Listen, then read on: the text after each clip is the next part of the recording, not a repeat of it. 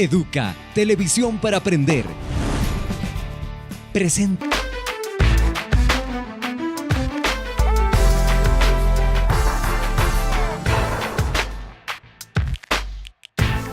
Pienso en una poesía que construya al hombre, de alguna manera, que construya al hombre que la va escribiendo, que le dé la posibilidad de un futuro a esa persona que la va ejecutando. Considero que la poesía viaja conmigo en el sentido en que me va dando la posibilidad de tener un piso en el que avanzo. Entonces, obviamente, si tú lees mis libros anteriores, eh, están impregnados de otras vivencias y de otros dolores y de otras indagaciones. Y las de ahora están dentro de la indagación de mi familia, de esta etapa que estoy viviendo. Tengo 2 hijos y ahora tengo un hijo pequeño de 1 año, entonces estoy en otra etapa, ¿no? Y en ese proceso la poesía va dejando ese registro ese registro de un ser humano que atraviesa todas sus edades y todas sus etapas, ¿no? Y todas estas carencias y todas estas necesidades. Yo diría que es una persona un poco complicada, sinceramente. Tiene una vitalidad increíble y a veces yo creo que esa misma vitalidad un poco se le desborda, muy pasional. Me parece que es un tipo muy generoso no solo en su manera de expresión, sino también en su conocimiento. Bueno, curiosamente yo no escribía poesía de niño, yo escribía historietas infantiles. Recuerdo desde que tenía 6, 7 años, me pasaba toda la madrugada dibujando estos personajes, ¿no? Personajes que veía por la televisión, superhéroes, y armaba una historieta toda la madrugada. Debajo les ponía justamente la historia, no la trama, y hasta que me cogían a las 6 de la mañana la grapaba y se la llevaba a mi madre y le decía que eso era un libro. Y siempre tuve esa obsesión todas las madrugadas de trabajar lo que yo consideraba que era un libro, pero que era algo, que eran caricaturas. Yo que soy un tipo apasionado por la literatura, ama en verdad escribir, tiene una concepción muy personal además de la escritura, muy pensada creo. Y también creo que esa misma pasión que tiene por la literatura la lleva en su vida, en sus relaciones personales. Por lo tanto, está marcado por esa vitalidad y esa pasión. Ya en la época del colegio escribía cuentos. Y una que otra cosa que se pensaba que era un poema, ¿no? Pero no tenía la noción de la poesía como tal. Yo creo que escribo poesía, si es que lo que escribo es poesía como tal, ya a los 17, 18 años. O sea, ya sentarme en la idea de lo que quería hacer, como hacer libros, ya a esa edad. Pero mi relación con la construcción de libros y mi relación con las letras viene desde la niñez. Justamente también tuve la fortuna de tener muchos libros. Mi madre compraba libros, cuentos infantiles. Más adelante, obviamente, leí Julio Verne, Mark Twain, Salgari, todo ese tipo de cosas recrearon mi infancia un poco, ¿no? Entonces, claro, era literatura fantástica, por decirlo así, ¿no? Totalmente opuesto a lo que... Es una poesía, yo diría que casi profética, y por lo que, digamos, si uno cuando lee, yo diría que es antiprofética, es decir, tiene una tendencia a lo grandioso, ¿no? A la búsqueda de lo grandioso, de lo apocalíptico. Y si la profecía entendemos como algo cristiano o judío de grandes promesas, en Carrión hay eso, pero son como promesas de la desolación, de la tristeza, de lo final, del acabamiento, de lo apocalíptico. Puedo decir, la diferencia entre un narrador y un poeta es la siguiente: el narrador tiene un oficio, tiene un empleo, tiene unos personajes, tiene una trama y tiene un trabajo que va desarrollando de una manera puntual, por decirlo así. Es dueño y controla la obra. El poeta no controla su obra.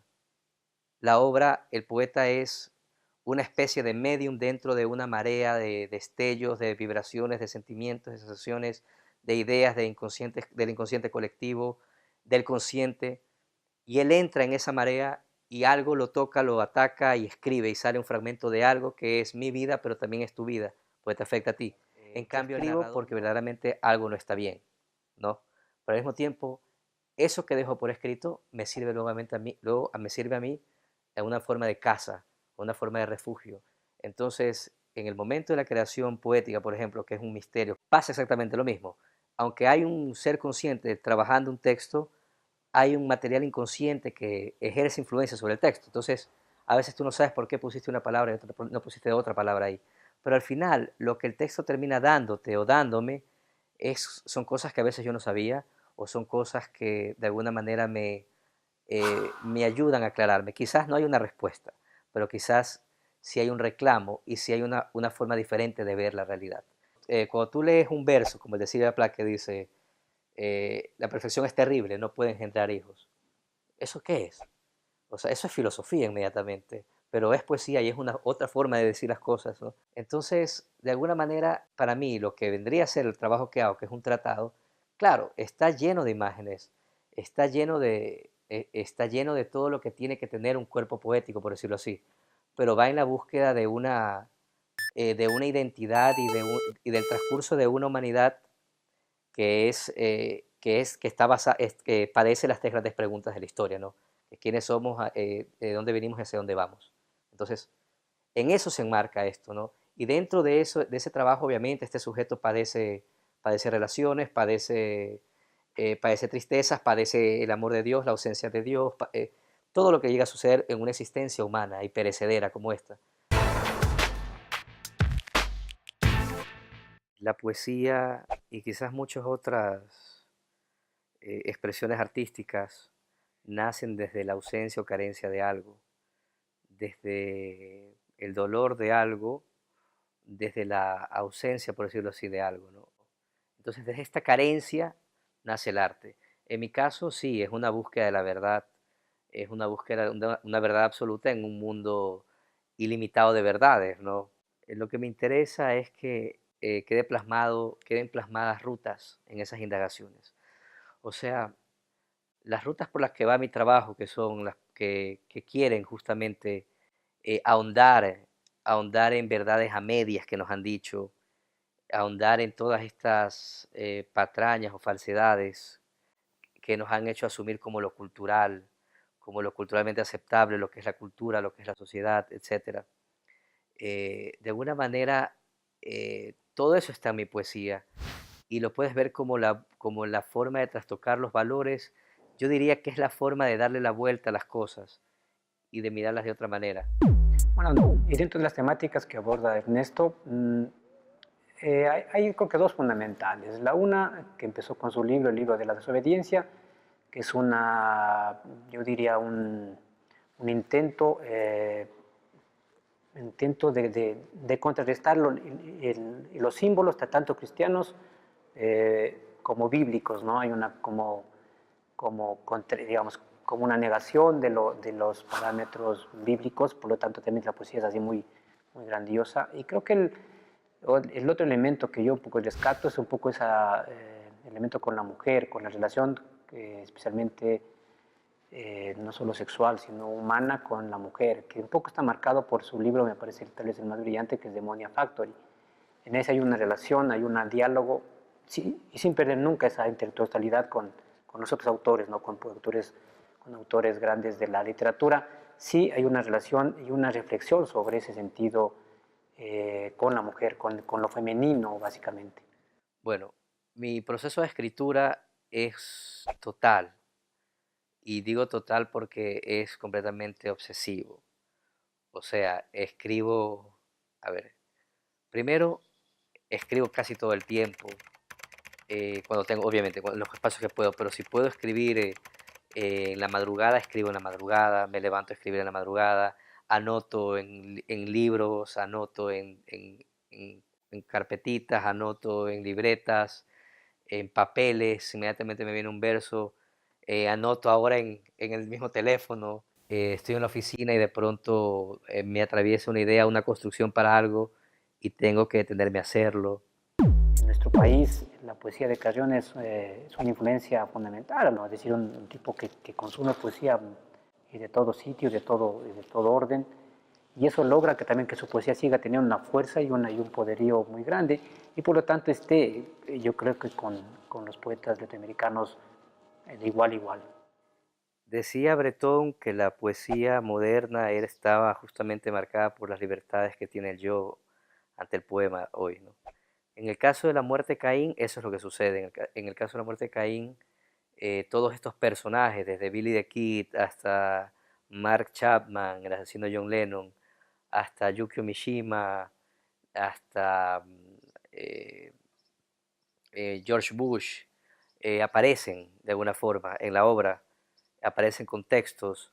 El mismo Caín se transforma en todas estas personalidades y de alguna manera el poema se convierte, la poesía se convierte en una multiplicidad de formas de mirar el mundo. Pero yo diría que dentro de la búsqueda de la identidad y dentro de lo que es la posmodernidad, que de alguna manera arruina la identidad, viaja a la segunda parte de mi obra, por decirlo así, en la forma en el que ya el texto mismo es un mestizaje y el sujeto mismo está escindido, digamos, en una amalgama de voluntades, en una amalgama de posibilidades. Entonces, creo que si lo pensamos así de alguna forma, es un texto que aborda la posmodernidad. Porque no creo que haya muchos lectores de poesía. Bueno, verdaderamente ahora se consume más poesía que antes, gracias a los medios alternativos como el Internet, ¿no? Los blogs y las páginas web. Todo el mundo está leyendo más que antes, yo creo. Pero necesariamente no creo, no sé si haya una retroalimentación con respecto a ese asunto. Y sobre todo en poesía, que en nuestro medio muy poca gente lee poesía, yo creo. En el caso de la poesía, si un joven quiere escribir poesía, lo primero que tiene que hacer es vivir, tiene que vivir mucho, tiene que leer mucho. Y en quizás en el equilibrio de esas dos actividades, que son leer y vivir, pueda encontrar su voz. Escribir es no interrumpir nuevas presencias, no molestar a nadie, dejar que la merluza y el salmón salten contra el río hasta que cruje el remo. Yo estoy seguro de que, llegada la noche, vegetaciones de fábula sostendrán esta casa que no tiene otro remedio que repararse a sí misma, el gran proyecto de ajustar el ladrillo donde detona el árbol, tardar el cielo, librar los huesos atrapados bajo el pequeñísimo alfiler de las corbatas, borronear este cuaderno hasta cerrarlo, bordear la pus, superar el veneno que se encuentra en todas partes.